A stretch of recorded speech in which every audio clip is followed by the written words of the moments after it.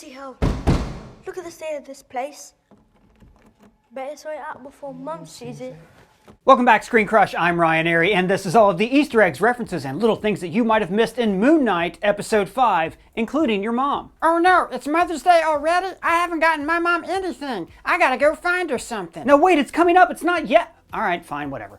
All right, let's get into this episode. It is called Asylum, which has a couple of different meanings. Obviously, the setting of the episode is primarily in a mental asylum, but as they say in the episode, the asylum isn't literal. It's actually a projection of Mark's mind. You may perceive this realm as something more easily recognizable to you. It's also important that Dr. Harrow also gives this idea a name. It's called just an organizing principle, okay? Because the Hippo goddess Taweret and Dr. Harrow represent two very different points of view. Harrow is analytical, scientific. He's focused on Mark's mind, whereas Taweret is spiritual and is concerned with Mark's soul. The two of them exploring the idea of an organizing principle is an easy way to explain to the audience that this hospital is not real and it's in Mark's mind as he dies, like we predicted in this video. But Asylum also has another meaning. It's a place where somebody is granted safety from danger or the outside world. Mark created his altars to act as an asylum. Stephen is an altar who shields himself from his mother with love. The third personality that we haven't met yet is more violent, and he shields Mark with anger. We're going to talk about him later. The entire hospital is Mark finding safety from his own trauma as he's dying. And by the way, the name of the asylum, Putnam Medical Center, is the name of the fictional asylum that Marc Spector actually went to in the comics,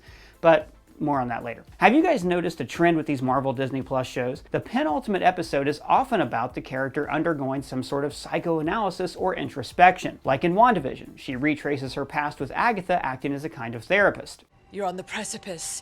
You are right there. In Loki's 5th episode, he had to communicate with versions of himself to understand himself better before he could cross a threshold of consciousness. Because we, my friends, have but one part to play. The god of outcasts. Hawkeye Episode 5 showed Clint returning to his old life as Ronin to confront his old sins. When you're filled with rage, it makes you blind. You can be used. To be manipulated. Trust me. I know. And in Falcon and the Winter Soldier, Bucky and Sam fix the boat.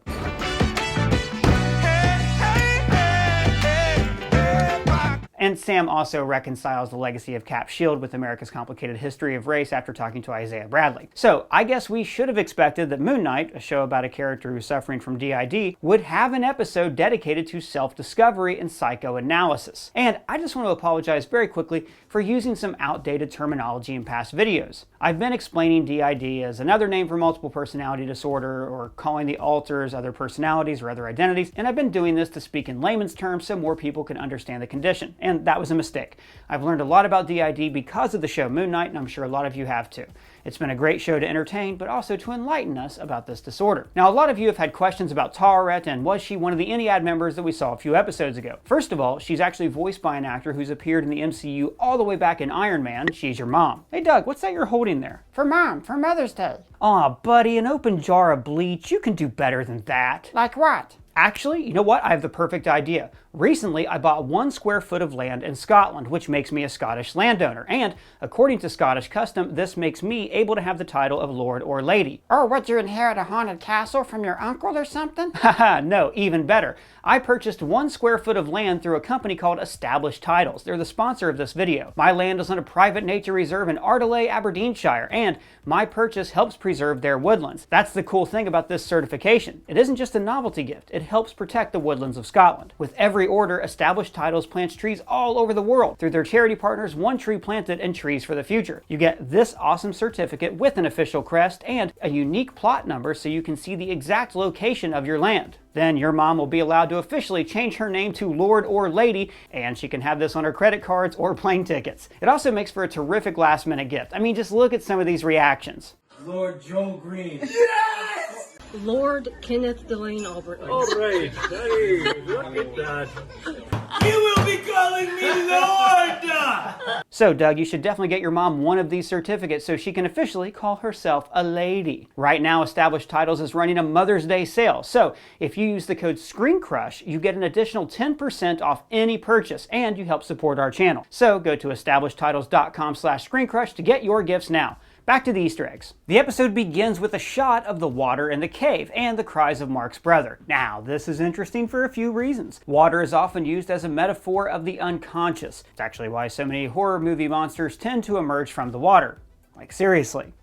A lot of them. We actually did a whole video about that you should really check out. It's a good watch. Okay, so we begin with the water in the cave, symbolizing the subconscious, and this episode is about Mark journeying through his subconscious mind. So the flooding cave is a metaphor for his suppressed trauma. It's pretty on the nose. But caves also have other symbolism. They burrow into the ground, like Mark is burrowing into his subconscious. They're appealing, but dangerous, like the process of Mark creating alter personalities. And caves also have a philosophical meaning when it comes to understanding reality. There's a very famous metaphor used by Plato that describes prisoners chained up inside a cave for their entire lives. They're only ever allowed to see shadows on the wall that are cast by fire. So they assume that these shadows are reality, never knowing that these are just figures that are shadows cast by a fire. But there's an even greater level of understanding that they could never comprehend, and that is that they're inside a cave and that there is a whole bright world outside. This is a metaphor for enlightenment and gaining wisdom, but it also applies to Mark and his alters. Stephen lives a very narrow existence. He never had any idea that his life wasn't real or that there was a wider existence out there where he was a mercenary. He was living his life chained up in Mark's mind, inside his cave,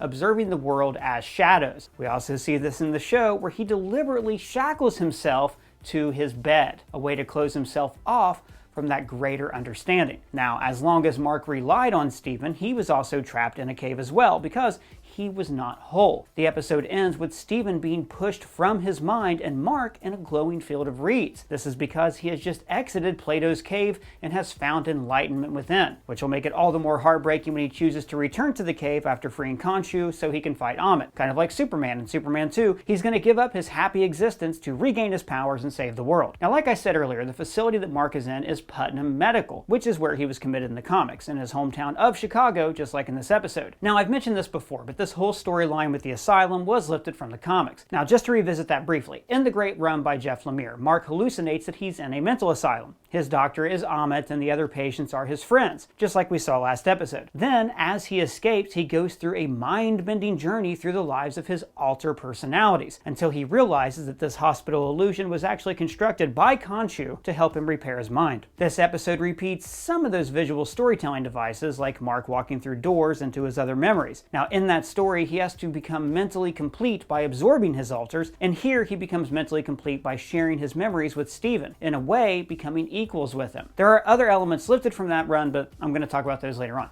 First, I got to talk about the hidden personality in the show, and that's Jake Lockley. In the comic, Mark actually has two primary alters, billionaire Stephen Grant and street tough cabbie Jake Lockley. Stephen was created to be his friend, and Jake was the protector. Now, we noticed all the way back in episode 1 that there are hints about this third personality all throughout the show. Jake asked this woman on a date to a steakhouse. Jake killed all these guys. But Jake has such a dark personality that Mark cannot even acknowledge his existence. And a few of you pointed out that Jake is pretty obviously in this episode. Let me explain. The episode actually takes place on a few different levels of consciousness. Harrow calls this an organizing principle. It's called just an organizing principle, okay? Basically, when your reality becomes too complicated, it creates symbols and metaphors that mean other things, which is why all the characters from Mark and Stephen's life appeared as inmates and symbols within the Asylum. So think of the Asylum fantasy as like the base level. It's the easiest reality for Mark to comprehend. None of this weird stuff has actually happened to him. He's just a mental patient who's been committed to this facility. So this reality is the shadows on the wall of the cave. Now the next level is Mark and Stephen moving about the empty asylum and talking about their memories together. This is like the prisoners in the cave turning around and realizing that they're looking at shadows. And the final level of consciousness is the boat and the afterlife. This is like Mark stepping into the real world and becoming enlightened. So in episode 4, when Mark and Stephen are on the second level, they see another sarcophagus that has Jake Lockley inside. Jake is still inside the sarcophagus because he is still in that lowest level, the hospital fantasy, talking to Dr. Harrow. In this episode, when the two of them are shocked to see Taweret, we then cut to Oscar Isaac in the psychiatrist's office, but this time with a bandage on his nose. This is Jake. Now see, he's more violent, and in the past, the channel Heavy Spoilers has pointed out that Oscar Isaac has spoken with a third accent. What the hell are you doing here?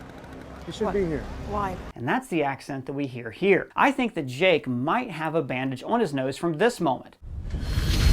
Oh, shit! But that's just speculation. So while Mark and Steven are up on the boat, Jake is left down in the lower level to talk to the doctor. Later, when Mark comes to, he even feels the bridge of his nose, realizing the bandage isn't there, but he feels like something should be. But now let's talk about the Hippo Lady. This is Tawaret, and she first cameoed here as a plushie. In Egyptian mythology, she is the goddess of childbirth, women, fertility, and she got a hippo head. That's really cleared this whole situation up for me. She is also known for cleansing and purifying the dead so they could pass safely into the afterlife. Now we see this in this episode as she tries to purify their hearts by having them go through their memories together. When she is explaining the afterlife, she's careful to explain that there are multiple afterlives. You'd be surprised how many intersectional planes of untethered consciousness exist. Yeah.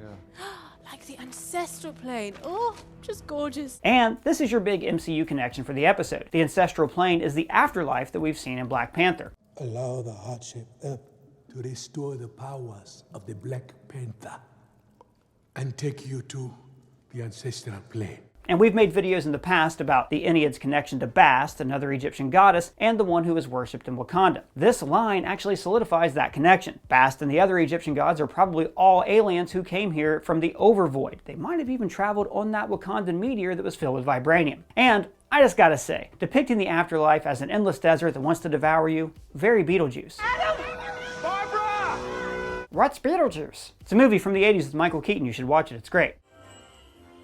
Hey, what are you doing? Hey, stop it. Hey, you're messing up here. Come on. Now, they're on a ship because in Egyptian mythology, there was a funerary boat that would transport the dead along the Nile to be judged. This was actually foreshadowed by the longboat in Gus's fish tank in episode 1. The Nile was also associated with fertility and renewal, just like Tawaret, who's guiding this ship. After Mark and Steven realize they're on a ship of the dead, the hallway starts to rock a little bit. Also, the end credits have shown this hallway since episode 1, flashing between this place and the storage facility where Steven discovers Mark's other life. Both hallways represent discovery and uncovering hidden corners of the mind. So they see various memories, like Moon Knight beating up the Jackal Spirit in episode 1 and Steven helping to turn back the sky in episode 3, which is interesting because Mark was completely buried for that one. Oh, wow, look at you. It's interesting that sometimes the altars seem to be just under the surface watching, and other times they aren't there at all. Might have something to do with the presence of a mirror. The common room has turned into a storage room for Mark's victims, very Westworld. This is actually similar to a pharaoh's tomb where his servants were mummified alongside of him, so they could serve him in death. They're even sitting in front of these canopic jars. Now, these were used to hold organs of the deceased while they were being mummified. Ancient Egyptians believed that the pharaohs would need their organs in the afterlife, so they would package it along with them. Now, each pot contained one organ, but the heart was the home of the spirit of the deceased person and remained with their body, just like Steven said. All the organs would come out, except for the heart.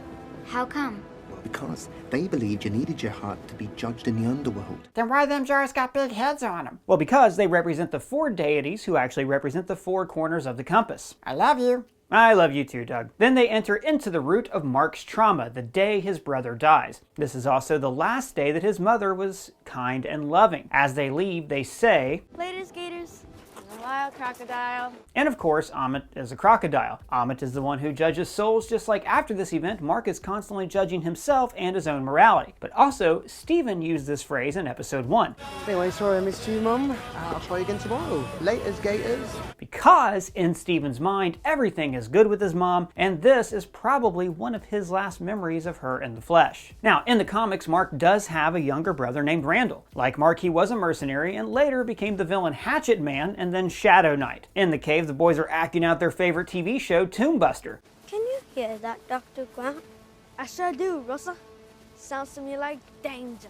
Now notice that Mark is acting out the role of Stephen Grant. Some studies have found that role-playing like this can be linked to the onset of DID for children, but there's no conclusive evidence of that in the real world. But here, it definitely seems like playing pretend as a child laid the groundwork for Mark to create this altar. Now I thought it was very interesting that they step on a rook skeleton here that looks like Khonshu. Well, wait, hold on. Does that mean that Khonshu is just another hallucination? Well, I don't think so. I think that there is a literal god Khonshu, the alien from the Overvoid, android that talks to Mark's head and stuff, but Mark perceives him as a bird skeleton because of this memory. Khonshu punishes those who have done wrong, and Mark always feels like he should be punished for this day. It's his own original sin. Wrong kid died, god damn it.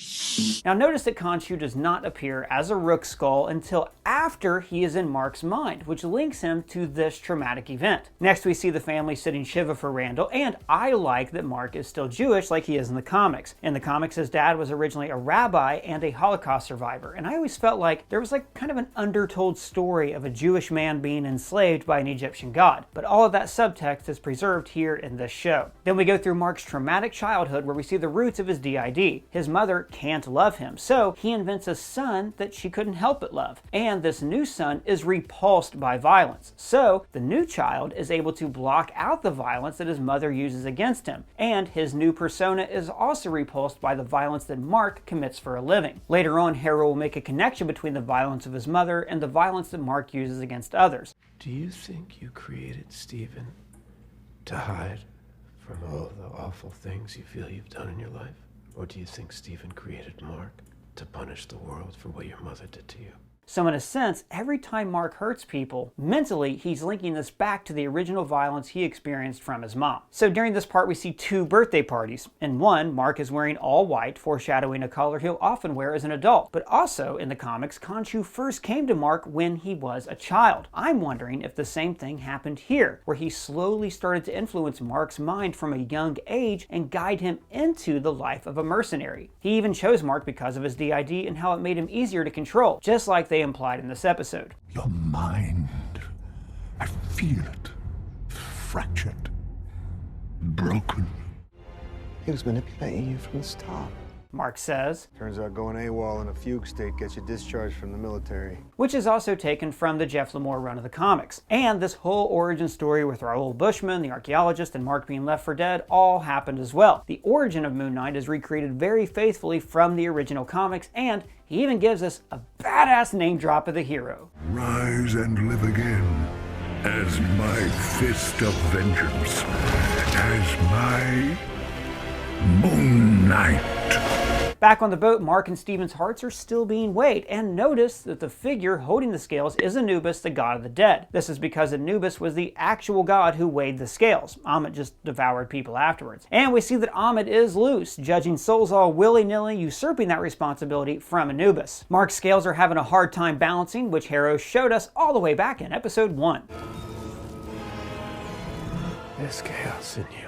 Then we get to the violence at the core of Mark's trauma that triggered his DID. Now, according to the National Center for Biotechnology Information and the National Library of Medicine, this is all accurate. DID is a post-traumatic disorder where stressful events in childhood, which include abuse, are central factors. Dissociative disorders most often form in children exposed to long-term physical, sexual, or emotional abuse. And Mark's childhood room is also filled with Easter eggs and clues about his eventual life as an adult. There's this astronaut on his shelf, maybe a nod to the Moon Knight space adventure personality from the Jeff Lemire run in the comics. There's also nunchucks, similar to the batons that Moon Knight carries as a hero, and also an early sign that Mark has an early interest in the martial arts. And we see his action figures for Stephen Grant and his loyal sidekick, the same role that he and his brother were playing at the cave. Having an action figure of his hero is another example of the organizing principle. Last episode we saw that Mark has a Moon Knight action figure, which, by the way, we incorrectly said was a modified Skeletor figure when it was just a Marvel Legends Moon Knight figure. Thanks, Matt Singer, for that correction. Now, when Mark visualizes his superhero self as a toy figurine, it actually diminishes that life to a fiction or some kind of hero worship, like the action figures he had as a kid. This would also mean that his role playing as Moon Knight was just as false as pretending to be Dr. Stephen Grant, and so being Moon Knight becomes easier for him to comprehend. Around the room we see a Cubs poster. Remember, he was wearing a Cubs hat in episode 4, not to him being from Chicago. This is the drawing that his brother was making the day he died. It's really sad that it was unfinished, just like his brother's life was cut short. Now, where have we seen a one-finned goldfish before? Oh, I know, Gus the fish. Exactly. And remember, Stephen made a very big deal about the fish only having one fin, while the pet store owner insists that they don't sell fish like that. Look, as I said, they've all got two fins. I don't care what that Nemo movie says.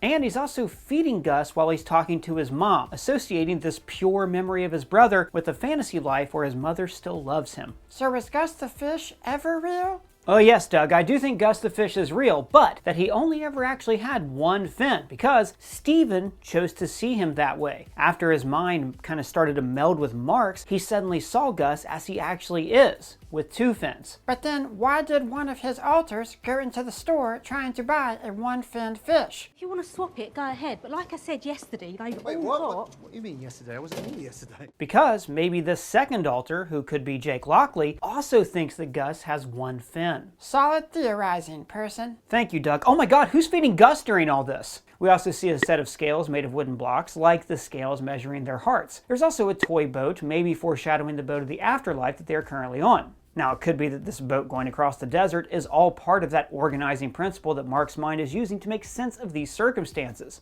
Maybe for somebody else it's not a boat, who can say? On the Toonbuster poster, there are nods to Moon Knight's creators in the comics. The first name is Doug Perlin. That is a combination of the names Don Perlin, the original creator of the character, and Doug Moench, who wrote the defining run of Moon Knight in the 80s. And how heartbreaking was the moment when Steven realized that he was fictional.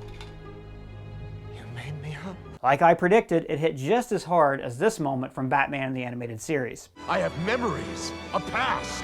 You have information, data, nothing more. But why didn't he already figure that out? Everybody calls the little boy Mark in the flashbacks. Mark.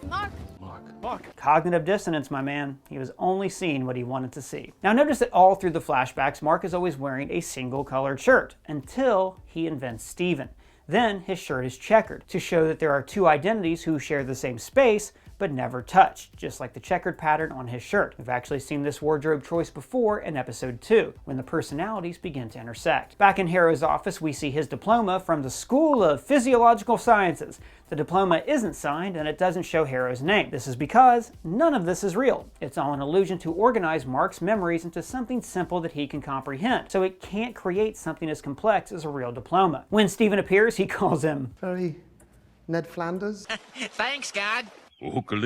But as George Hickman on Twitter pointed out, his look seems modeled to look a lot more like Stan Lee, fitting since he helps guide Mark through his own fictional story. He also says, I recognize this place. Because this room is made from the memories of Alexander's tomb, where Steven discovered Amatsushitabi. The moment where Harrow makes Steven confront the truth about his mom was heartbreaking.